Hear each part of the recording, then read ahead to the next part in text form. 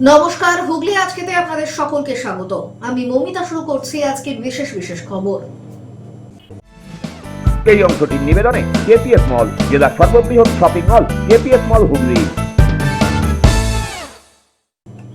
Bandel ESI হাসপাতাল এলাকায় পথ দুর্ঘটনায় আহত চক্ষু বিশেষজ্ঞ।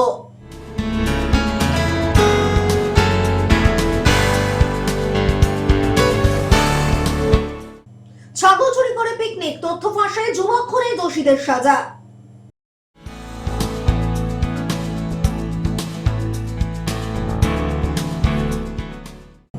আসছে বিস্তারিত খবরে। ব্যান্ডেল ইএসআই হাসপাতালের সামনে ভয়াবহ দুর্ঘটনা, গুরুতর আহত চক্ষু বিশেষজ্ঞ চিকিৎসক ও এক বাইক আরোহী। ব্যান্ডেল ইএসআই হাসপাতালের সামনে ভয়াবহ দুর্ঘটনা, গুরুতর আহত চক্ষু বিশেষজ্ঞ চিকিৎসক ও এক বাইক আরোহী।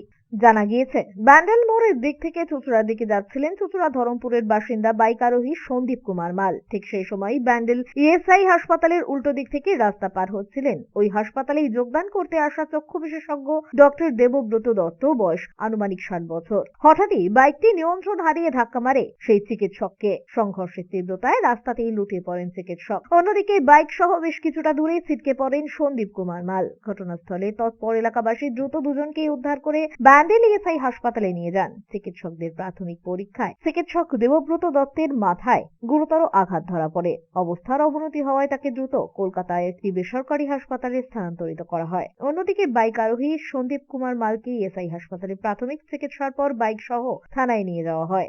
আমি দিক থেকে আসছিলাম, তাকে নিয়ে। কোন দিক থেকে? ব্যান্ডেল ব্যান্ডেল থেকে আসছিলেন? ব্যান্ডেল থেকে আসছিলাম, তো তারপরেই উনি উল্টো দিকে তাকিয়ে রাস্তার ওপারে তাকিয়ে রাস্তার এপার ওপার হচ্ছিলেন। আর আমি তখনই ব্রেকটা মারলাম, উনি আমার তখনই সামনে তখন দেখছিলেন। দেখেই যে দাঁড়িয়ে এপাশ দেখে দুপাশ দেখে তো মানুষ এগিয়ে যায়, উনি একবার দেখে এগিয়ে চলে যাচ্ছিলেন। আমি হর্নটা মেরে ব্রেকটা মারলাম, তো এমনভাবেই সামনের ভাইজারের সাথে লাগলো, উনিও পড়ে গেল, আমিও গড়িয়ে পড়ে গেল। গড়িয়ে মানে পাল্টি খেয়ে আসছি। আমি হাঁটু তো দুই সাইডে এমনভাবে পাল্টি খেলাম, আমি খারাপ লাগছে ওনার এটা দেখে। যে ওনার ওরকম এইভাবে নিজেও দেখতেও পারিনি, নিজেও ভয় পেয়ে যাচ্ছি যে ওনার কতদূর কি হয়েছে। গোটা ঘটনার তদন্ত শুরু করেছে পুলিশ। এই দুর্ঘটনাকে কেন্দ্র করে এলাকাবাসীদের মধ্যে চরম ক্ষোভের সৃষ্টি হয়েছে। তাদের অভিযোগ, এই রাস্তায় বারংবার দুর্ঘটনা ঘটলেও প্রশাসনের তরফে কোনো স্থায়ী ব্যবস্থা নেওয়া হয় না। আমি সেরকম কিছু দেখতে পারিনি তো, কেন আমি কাজে ব্যস্ত ছিলাম। কিন্তু একটা জিনিস দেখলাম যে ওই একটা বাইক মারলো, লোকটা ওইখানটা পড়ে গেল, আর বাইকটা সরকে এসে এখানটা অব্দি এসছে। এসে একটা টোটো এদিক দিয়ে ঘুরছিল, সেই টোটোতে বাইকটা থেকে গেছে। প্রচণ্ড স্পিডে ছিল বাইক। কি দেখলেন? সাত সকালে আমরা দাঁড়ানো চা খাচ্ছিলাম ইএসআইয়ের পাশে, তো হঠাৎ করে দেখছি যে একটা ভদ্রলোক অটো থেকে নামছে। নামার পরে ওই দিক থেকে ব্যান্ডেল দিক থেকে একটা বাইক মানে খুব জোরেই আসছিল, এসে ওনার সঙ্গে ধাক্কা মেরে উনি পড়ে যায় এবং বহুত পরিমাণে ব্লাড বেরোচ্ছিল। তো আমরা তোলাতুলি করে ইএসআই হসপিটালে নিয়ে গেলাম। আর তারপরে পরে জানতে পারলাম যে উনি ইএসআইয়ের একজন ডাক্তার। উনি এখানেই প্রথম আজকে জয়েনিং করবে, দেবব্রত স্যার।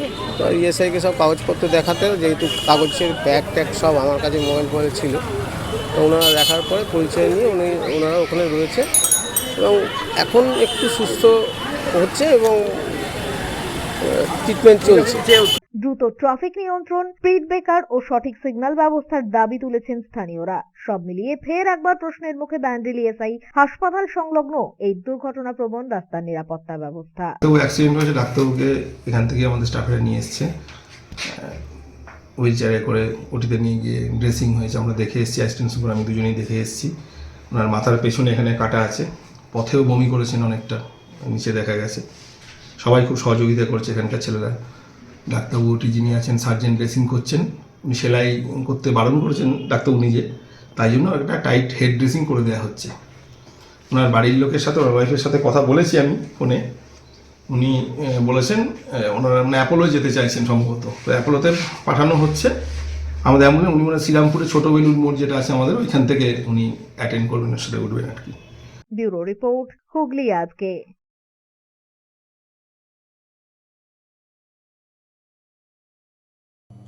চায়না মাঞ্জার সুতোয় মুখ দুভাগ। ঘটনায় হাসপাতালে চিকিৎসাধীন বৃদ্ধের বর্তমানে অবস্থা স্থিতিশীল। চাঞ্চল্য শ্রীরামপুরে। চায়না মাঞ্জার সুতোয় মুখ দুভাগ, হাসপাতালে চিকিৎসায় স্থিতিশীল অবস্থা বৃদ্ধের। প্রসঙ্গত শ্রীরামপুরে ফের চায়না মাঞ্জার সুতোয় ভয়াবহ দুর্ঘটনা সামনে এলো। সোমবার বিকেলে দোকান খুলতে যাওয়ার পথে গুরুতর জখম হন শ্রীরামপুর পশ্চিম পাড়ের বাসিন্দা বছর 65 নিতাই পোদ্দার। স্থানীয় সূত্রে জানা গিয়েছে, সোমবার বিকেলে শ্রীরামপুর রেল ওভারব্রিজ দিয়ে যাওয়ার সময় আচমকাই তার মুখে জড়িয়ে যায় ধারালো চায়না মাঞ্জার সুতো। গাড়ির গতি কমানো থাকলেও রক্ষা পাননি তিনি। মুহূর্তের মধ্যেই মুখ দুভাগ হয়ে যায়। রক্তাক্ত অবস্থায় রাস্তায় লুটিয়ে পড়েন নিতাই বাবু। স্থানীয় মানুষজন দ্রুত তাকে উদ্ধার করে নিয়ে আসেন শ্রীরামপুর ওয়ালস হাসপাতালে। সেখানে তার মুখে প্রাথমিকভাবে 15টি সেলাই করা হয়। তবে রক্তক্ষরণ বন্ধ না হওয়ায় পরিবারের সদস্যরা তাকে দ্রুত শ্রীরামপুরেরই আরেকটি হাসপাতালে নিয়ে যান। সেখানেই তাকে চিকিৎসাধীন রাখা হয় আইসিইউতে। বিশেষজ্ঞ চিকিৎসকদের তত্ত্বাবধানে শুরু হয় নিবিড় চিকিৎসা। হাসপাতাল সূত্রে জানা গিয়েছে, উন্নত চিকিৎসার ফলে বর্তমানে তার শারীরিক অবস্থার অনেকটাই স্থিতিশীল রয়েছে, এমনটাই খবর। তবে চিকিৎসকদের পর্যবেক্ষণে এখনো রয়েছেন ওই বৃদ্ধ। পেশেন্ট খুব সিরিয়াস কন্ডিশনেই আসে। তো আমাদের ডাইরেক্টর ডক্টর অরূপ বন্দ্যোপাধ্যায় উনি ফোনে জানান যে এরকম একটা এমার্জেন্সি পেশেন্ট আসছে। তো সাথে সাথেই আমরা আমাদের মেডিকেল টিমকে রেডি করে রাখি। তো আমাদের মেডিকেল অফিসার দুজন ছিলেন, তারা আমাদের সিস্টার্স, তারা সকলে মিলেই পেশেন্টকে এমার্জেন্সিতে ফার্স্ট এড যেটা করার করে এবং দেন আমরা পেশেন্টকে অ্যাডমিশন করে নিই। তো তারপরে ডক্টররা ওটিতে পেশেন্টকে নিয়ে যায়, গিয়ে তার স্টিচ হয় এবং সিরিয়াস ছিল তখন। তো তারপরে আস্তে আস্তে তাদের ট্রিটমেন্টে ডক্টরদের ট্রিটমেন্টে পেশেন্ট গ্র্যাজুয়ালি ইমপ্রুভ করছে। এখন যে কন্ডিশনে ছিল তার থেকে অনেকটা ইমপ্রুভ করেছে।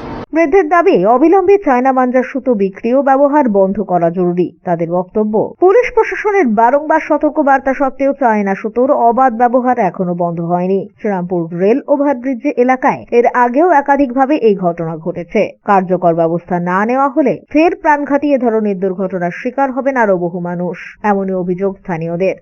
কালকে বিকেল 5টার সময় আমার কাকা হন, উনি নিতাই পোদ্দার। কালকে উনি বাড়ি থেকে খাওয়া দাওয়া করে বিকেল 5টার সময় দোকান যাচ্ছিলেন। ব্রিজ থেকে নামার পথে ঘুড়ির সুতোতে ওনার ঠিক এই পোর্শন থেকে পুরো কেটে দুয়ার্ধেক হয়ে যায়।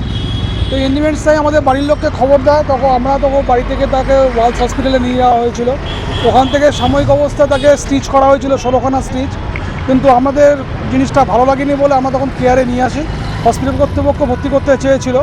ওনার ইন্টারনাল এখানে সমস্ত আর্টারিগুলো কেটে যাওয়ার পর ওনার ইন্টারনাল এখানে হেমাটোমা হয়ে গেছিলো। রাত্রি 11টার সময় আমরা যখন 7টার সময় কেয়ারে ভর্তি করি, তো রাত্রি 11টার সময় ডাক্তার ওটি করেন। আমাদের বক্তব্য হচ্ছে, সাধারণ মানুষের একটা আনন্দ করতে গিয়ে এই যে অ্যাক্সিডেন্টগুলো ঘটছে দিনের পর দিন। আজকে পৌষ সংক্রান্তি চলে গেছে, বহুদিন হয়ে গেছে। তারপরে এই যে নাইলন সুতো যেগুলো সরকার থেকে ব্যান করে দিয়েছে, তা সত্ত্বেও মানুষ এইগুলোকে নিয়ে ঘুরে বেড়াচ্ছে, দিনের পর দিন মানুষের অ্যাক্সিডেন্ট করছে। এগুলো তো যদি প্রশাসনকে এগুলো সচেতন হওয়া দরকার, হ্যাঁ, তৎপর হওয়া দরকার, আরও ইমিডিয়েটলি তৎপর হওয়া দরকার। তারপরে যেভাবে টোটো। ব্যুরো রিপোর্ট, হুগলি আজকে।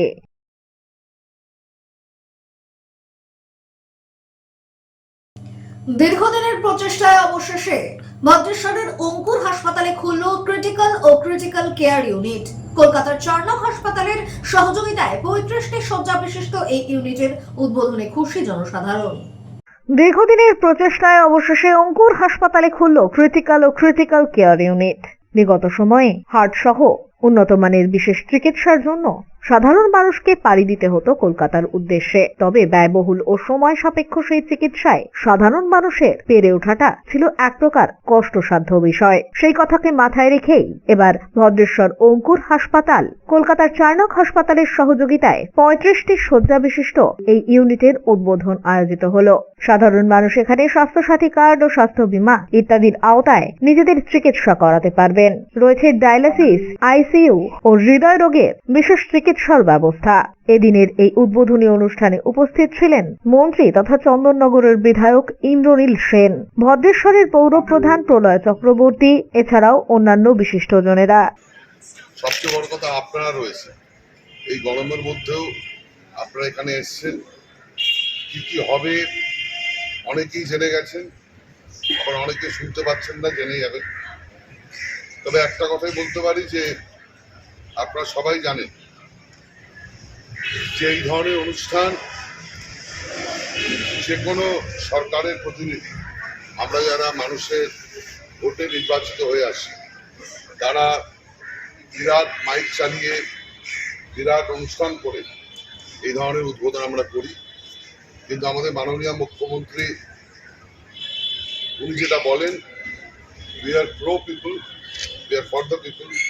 এবং আজকে যে মাধ্যমিক পরীক্ষা চলছে, কোনোভাবে যাতে এই পরীক্ষা প্রক্রিয়া বিঘ্নিত না হয়, তাই জন্য আমার মনে হয় বাংলায় এই প্রথম এত বড় একটা অনুষ্ঠান মাইক ছাড়া চন্দননগর বিধানসভা। কলকাতার পরে শহরতলিতে এ ধরনের উদ্যোগে রীতিমতো প্রশংসার ঝড় উঠেছে জনসাধারণের মধ্যে। আমাদের তো এমনি ভদ্রেশ্বরে অঙ্কুরে সাধারণ মানুষের পরিষেবা দেওয়া হয় স্বাস্থ্যসাথী থেকে আমরা সব কিছুর মধ্যেই। তবুও আমাদের একটা প্রচেষ্টা ছিল, যে কথা আমি একটু আগেও বলেছি, যে মানুষের হার্টের চিকিৎসা এখন আমাদের মাননীয় মুখ্যমন্ত্রী স্বাস্থ্যসাথীর পরিষেবার জন্য কলকাতার বড় বড় হসপিটালগুলো হার্টের অপারেশনগুলো ফ্রিতে হয়, কিন্তু তারপরেও এখান থেকে 1.5-2 ঘন্টা যাওয়ার একটা ব্যাপার থাকে। তা আমরা চেয়েছিলাম আমাদের লোকালেও একটা এটা পরিষেবাটা হোক। তাই আমরা 4 নং হসপিটালের সাথে কথা বলি, দীর্ঘদিন কথা বলে একটা জায়গা করে, বিশেষ করে যেহেতু ভদ্রেশ্বরে মিল বেড, এখানে বেশিরভাগ মানুষ মিলে কাজ করে, ইএসআই ফেসিলিটি আবার থাকবে, স্বাস্থ্যসাথীও থাকবে বা অন্যান্য ইন্স্যুরেন্স থাকবে, জেনারেল বেডও থাকলো। প্রায় 35টা বেডের ওনারা সিসিইউ ডায়ালিসিস সহ এবং কার্ডিয়াক ইউনিটে ওখানে 16টা আর বাকি জায়গায় 19টা নিয়ে একটা পরিষেবা দেওয়ার চেষ্টা এখানে করেছেন। আজকে তার খুব লিমিটেড সময়ের মধ্যেই কাজটা হয়েছে, আজকে তার শুভ উদ্বোধন হলো। এরপরেও আমরা এমনিতে আমাদের অঙ্কুরে ভালো ভালো ডাক্তারবাবুরা এমনিই থাকেন, কিন্তু শুধু অঙ্কুর মিউনিসিপ্যালিটির ইয়ে থেকে তো আর সমস্ত রকম পরিষেবা দেওয়া আমাদের সম্ভব নয়। এর জন্য কলকাতার বড় ব্র্যান্ডকে আমরা নিয়ে এসে সেই জায়গাটা একসঙ্গে করার চেষ্টা করি। ব্যুরো রিপোর্ট, হুগলি আজকে।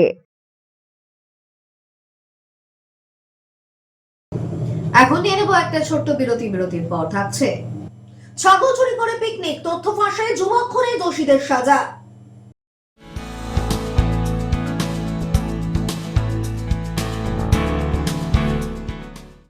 বিরতির পর ফিরে আসবো আর অন্যান্য খবর নিয়ে। হুগলি আজকের সঙ্গে থাকুন।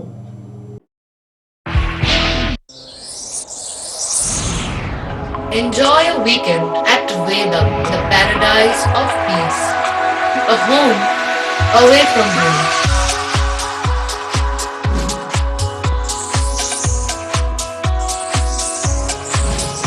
See yourself resonating with the nature. Vedam welcomes you to create your best memories. দাদা, পাসবই এখানে আপডেট করাবো? দিন আমি করে দিচ্ছি।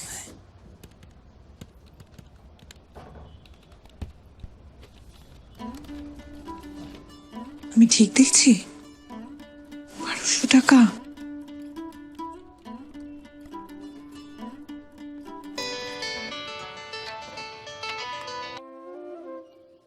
বলো, আপনি কি করছেন বলুন তো?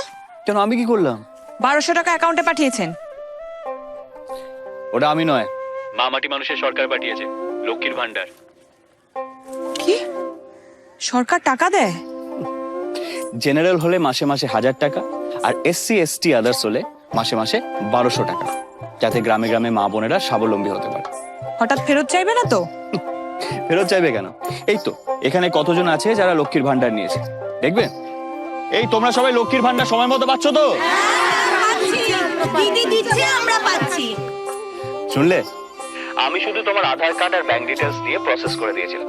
একটা কথা মনে রাখবে, রাখে সরকার তো মারে কে। যাও গিয়ে বীজ কেনো।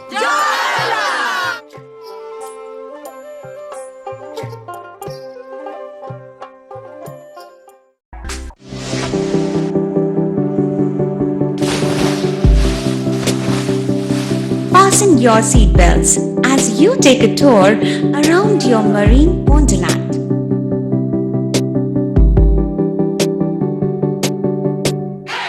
Spend a day at Aqua Marina and enjoy an array of water slides that give you butterflies in your tummy.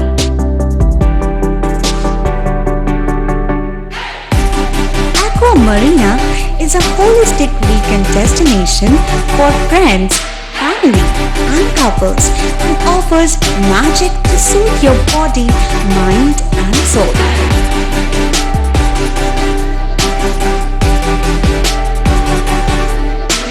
Aqua Marina, your customized magician. Welcome aboard and see the magic unfold. Adhikari tour and travels, এখানে সব ধরনের customise package করা হয় এবং group tour করা হয়। Hotel booking, প্লেনের ticket booking, ট্রেনের টিকিট বুকিং, বাসের টিকিট বুকিং, সমস্ত রকম পরিষেবা উপলব্ধ রয়েছে। ঠিকানা বাবুগঞ্জ, বিপত্তারিণী অ্যাপার্টমেন্ট, চুচুড়া, হুগলি। যোগাযোগ 6289316054 এবং 8202473080। আমাদের মেল আইডি j.odhikaricafe@gmail.com।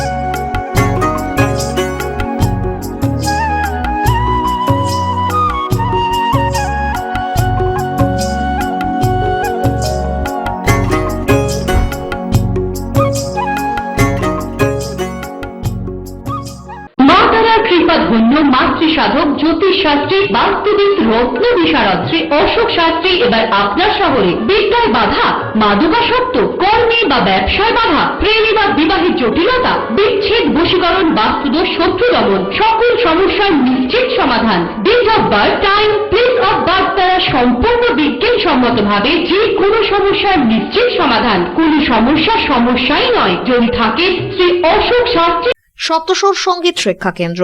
এখানে যত্ন সহকারে উচ্চাঙ্গ সঙ্গীত, রবীন্দ্রসঙ্গীত, নজরুল গীতি ও আধুনিক গান শেখানো হয়। ঠিকানা 2 নম্বর কাপাসডাঙ্গা, হুগলি। যোগাযোগ 7439323603।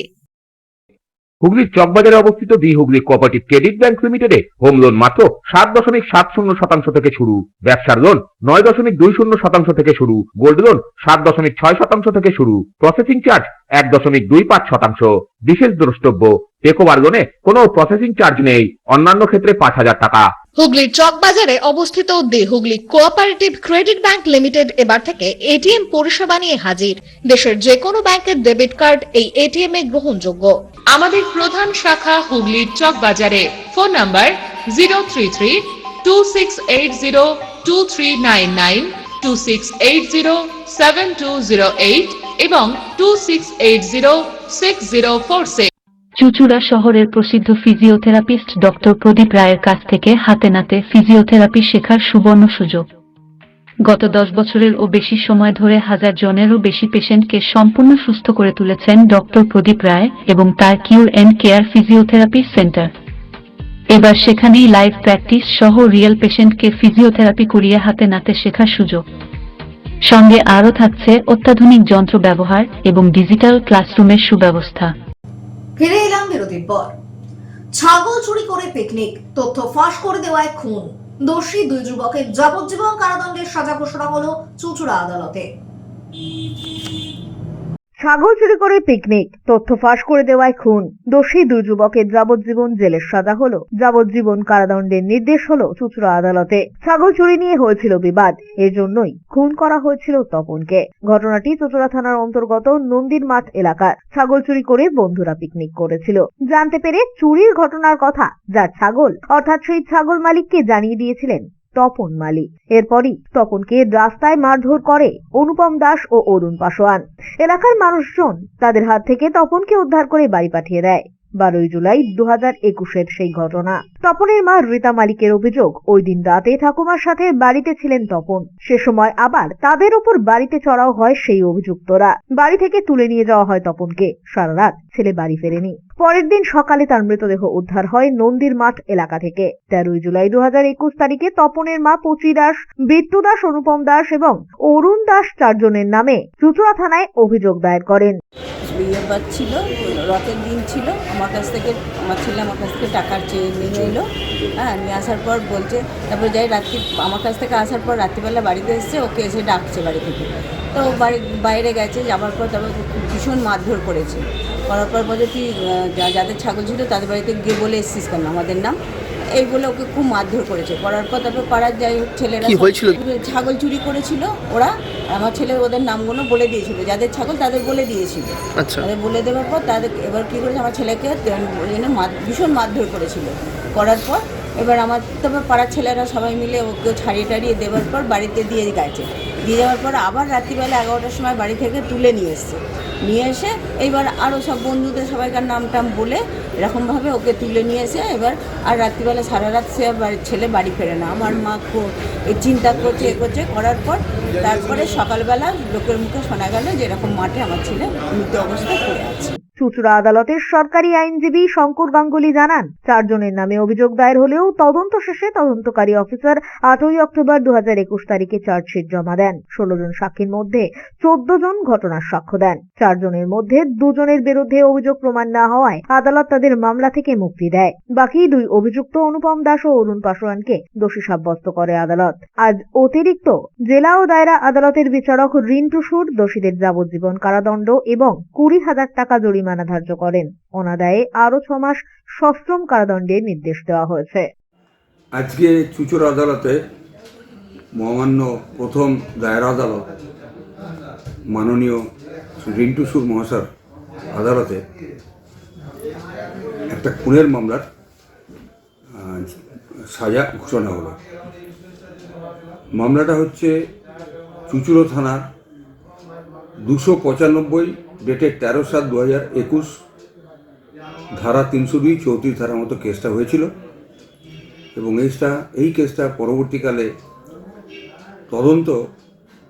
তদন্ত শুরু হয় যে এফআইআরের ওপরে। সেই এফআইআরটা অর্থাৎ অভিযোগটা দাখিল করেছিলেন যে এই যাকে খুন করা হয়েছে তার নাম তপন মালিক, সেই তপন মালিকের মায়ের অভিযোগের ভিত্তিতে। তপন মালিকের মা রীতা মালিক অভিযোগটা করেছিলেন এইভাবে, তিনি অভিযোগ করেছিলেন 13/7/21 তারিখে। অভিযোগটা ছিল 12/7/2021 তারিখে যখন তার ছেলে তপন মালিক তার ঠাকুমার সঙ্গে, তারা দুজনে একই সঙ্গে থাকতেন, তাদের বাড়িতে ছিলেন, তখন সেই রাত্রে 11টা নাগাদ তার অভিযোগে নির্দিষ্টভাবে তিনি বলেছিলেন যে 4 জন ব্যক্তি পুচি দাস, বিট্টু দাস, ছোট্টু দাস এবং ন্যাড়া, এই 4 জনে মিলে তার ছেলেকে ডেকে নিয়ে এসেছিল, কিন্তু তার ছেলে আর বাড়ি ফেরেনি। পরদিন সকালে ওই নন্দীর মাঠ সেখানে তার ছেলেকে পড়ে থাকতে দেখা যায়। তার অভিযোগের ভিত্তিতে এই মামলাটা হয়। পুলিশ তদন্ত শুরু করে। তদন্ত শুরু করার পরে পুলিশ এই মামলায় চার্জশিট দাখিল করে 8/10/2021 তারিখে।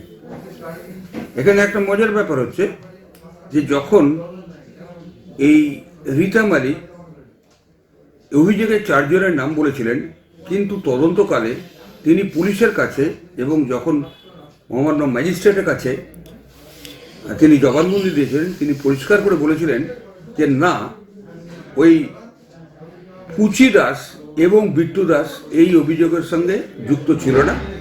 নির্দিষ্টভাবে তিনি বলেছিলেন ছোট্টু দাস ওরফে অনুপম দাস এবং ন্যাড়া ওরফে অরুণ পাসোয়ান, এরা দুজনেই তার ছেলেকে নৃশংসভাবে হত্যা করে এবং সেইটা কিন্তু দুজন বিশ্বাসযোগ্য, দুজন যে প্রত্যক্ষদর্শী তারাও ঠিক সেই একই কথা বলেছে। তাই যখন চার্জশিট দাখিল করেছিল এই কেসের যে আয়ও, তিনি এখন উত্তরপাড়ায় সম্ভবত পোস্টিং, চুঁচুড়া থানায় ছিলেন, বি বিকাশ, তিনি চার্জশিট যখন দেন তখন দুজনের বিরুদ্ধে চার্জশিট দেন, অর্থাৎ অনুপম দাস এবং অরুণ পাসওয়ান, এবং নির্দিষ্টভাবে তিনি চার্জশিটে উল্লেখ করেন যে অপর 2 আসামি পুচি দাস এবং বিট্টু দাসের বিরুদ্ধে কোনো অভিযোগ তিনি সাক্ষী সাবত পাননি, সেই জন্য তাদের ডিসচার্জ করবার জন্য তিনি প্রার্থনা করেছিলেন কোর্টের কাছে। তৎসত্ত্বেও এই মামলাটার সব কিছু চিন্তাভাবনা করে তৎকালীন যিনি পাবলিক প্রসিকিউটর ছিলেন, তিনি এখন আর আমাদের প্যানেলে নেই, তিনি এই মামলাটা 4 জনের বিরুদ্ধে চালিয়ে গেছেন। 4 জনের বিরুদ্ধে করা হয়েছিল, কিন্তু সাক্ষী সাবৎকালেও দেখা গেল যে আয়ু যেটা করেছেন সেটাই ঠিক, এই দুজনের বিরুদ্ধে। ব্যুরো রিপোর্ট, হুগলি আজকে।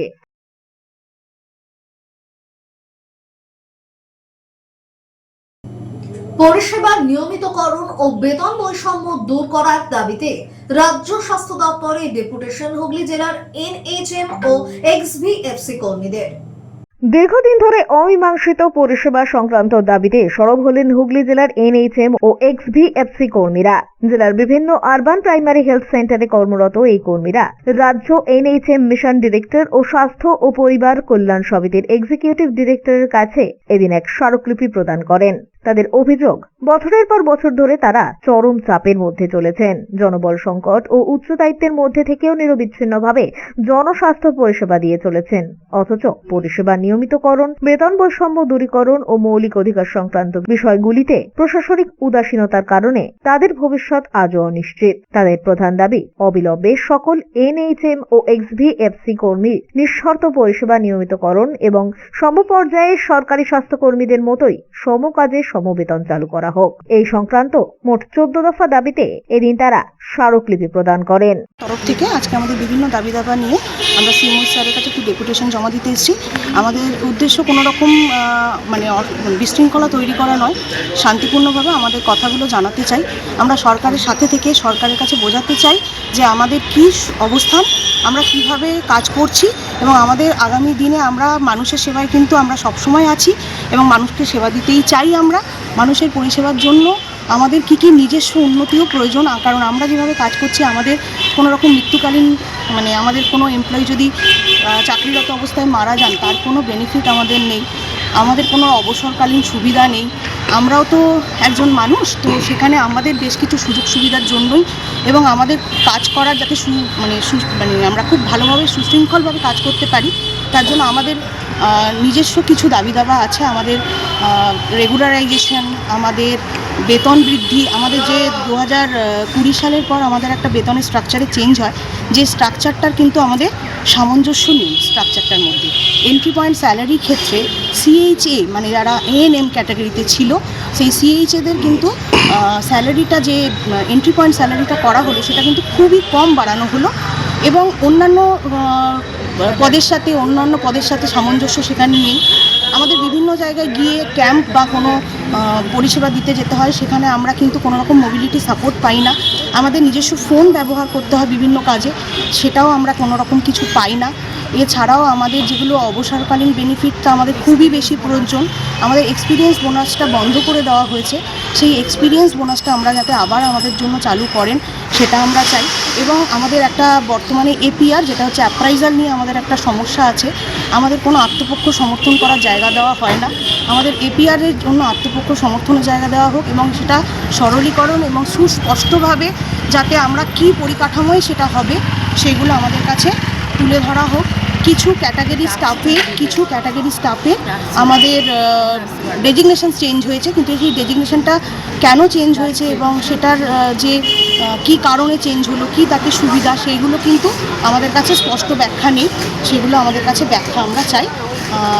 দাদা এই পর্যন্তই বললাম, কারণ আমাদেরকে এবং আমাদের সবথেকে বড় দাবি হচ্ছে সম কাজে সম বেতন, কারণ আমরা তো সমানভাবেই কাজ করছি একজন পার্মানেন্ট স্টাফের মতোই, সেখানে আমাদের কিন্তু তাদের মতোই আমরা যদি আমাদেরকে সেই স্যালারিটা দেওয়া হয়, স্যালারি যে প্যারিটি যেন থাকে সেটা আমরা সবথেকে বেশি দাবি করছি।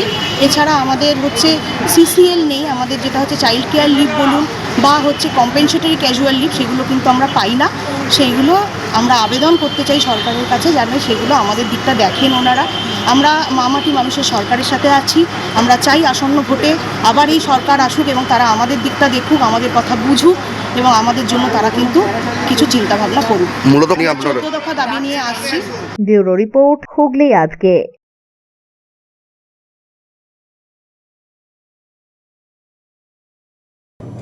চন্দননগরে সিপিআইএম এর অর্থ সংগ্রহ অভিযান, হাজির সিপিআইএম এর সাধারণ সম্পাদক মোহাম্মদ সেলিম।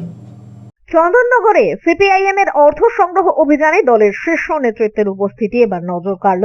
এদিন চন্দননগর হাসপাতাল রোড ধরে শুরু হওয়া এক মিছিলে দলীয় পতাকা হাতে নিয়ে রাস্তায় নামেন সিপিআইএম এর সাধারণ সম্পাদক মোহাম্মদ সেলিম সহ রাজ্য ও স্থানীয় স্তরের একাধিক নেতাকর্মীরা। মিছিলটি শহরের বিস্তীর্ণ পথ পরিক্রমা করে। মিছিল চলাকালীন পথ চলতি সাধারণ মানুষ, দোকানদার ও স্থানীয় বাসিন্দাদের কাছ থেকে দলের পক্ষ থেকে আর্থিক সাহায্যের আবেদন জানানো হয়। মোহাম্মদ সেলিম নিজে সাধারণ মানুষের সাথে কথা বলেন এবং দলের রাজনৈতিক অবস্থা ও বর্তমান পরিস্থিতিতে সংগ্রামের প্রয়োজনীয়তার কথা তুলে ধরেন। তিনি বলেন, মানুষের স্বার্থ রক্ষায় লড়াই চালিয়ে যেতে দলের সংগঠনকে আরো শক্তিশালী করা জরুরি। সেই লক্ষ্যেই এই অর্থ সংগ্রহ অভিযান।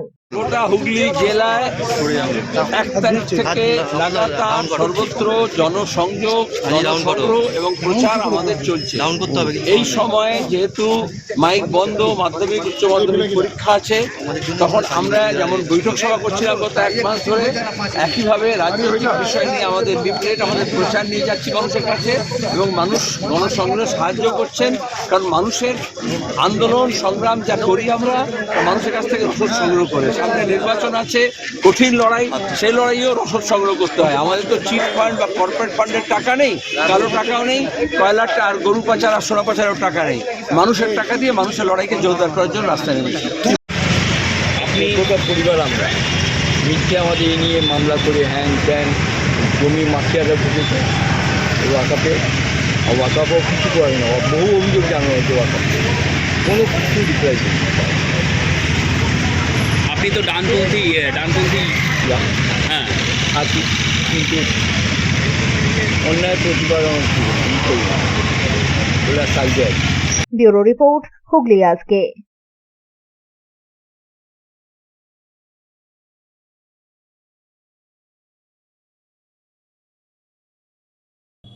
আসছি আবহাওয়ার খবরে। গত 24 ঘন্টায় হুগলি জেলার সর্বোচ্চ তাপমাত্রা 26 ডিগ্রি সেলসিয়াস, সর্বনিম্ন 14 ডিগ্রি সেলসিয়াস। বাতাসের আপেক্ষিক আর্দ্রতার সর্বোচ্চ পরিমাণ 74%। বৃষ্টিপাত হয়নি। শেষ করার আগে খবরের বিশেষ অংশ আরো একবার। ব্যান্ডেল ইএসআই হাসপাতাল এলাকায় পথ দুর্ঘটনায় আহত চক্ষু বিশেষজ্ঞ।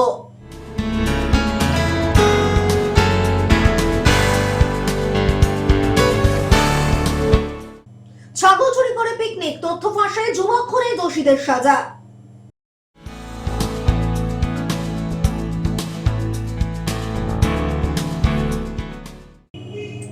এখনকার মতো খবর এই পর্যন্তই। প্রতিদিন রাত 8টায় সিটি কেবলে 319 নম্বর চ্যানেলে, এছাড়াও ফেসবুক ও ইউটিউবে দেখতে ভুলবেন না হুগলি আজকে।